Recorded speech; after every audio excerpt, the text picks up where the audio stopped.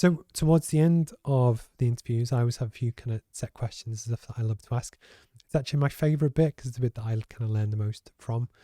The first one is, would you be happy to share the best piece of advice you've ever had? Yeah, I feel like I should have prepared this, shouldn't I? I think I had these prepared before. Let me think. The best piece of advice I've ever had. I think it was it's ah it's something to do with like money, and it's about like essentially, let's say you wanted to buy a a 10 grand car.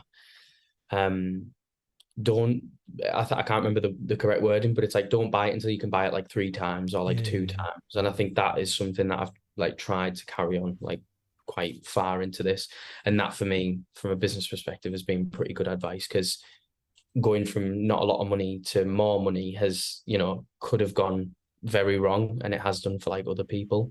So that's one really good piece of advice, I think. No, I think it's cool. Almost the meme or the graphic, see, is apparently quoted to Jay-Z, whether it's true or not. And if you can't buy it twice, you can't afford it. Is the Oh yeah, yeah, that's a good, yeah. and like it's fair enough. I have no idea if Jay Z actually did say it, but the principle is, it kind of works. And then also, if you were to give advice to your younger self, so you could pick you at school, you were doing the apprenticeship, you when you first started the business, and you're worried about struggling to bring work in, whatever. If you were to give advice to your younger self, what would it be? Don't be so hard on yourself.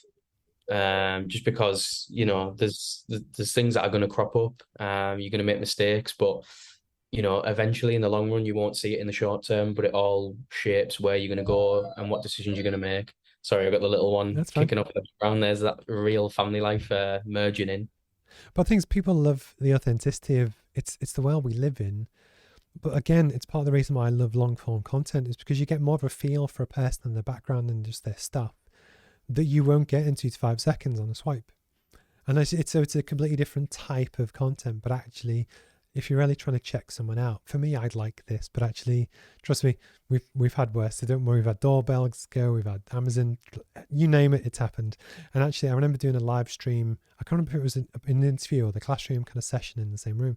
I had a light fall off the ceiling, and I just kept talking. Wow. It's just Yeah, just kept going. it Yeah. it is what it is. But it's just it's.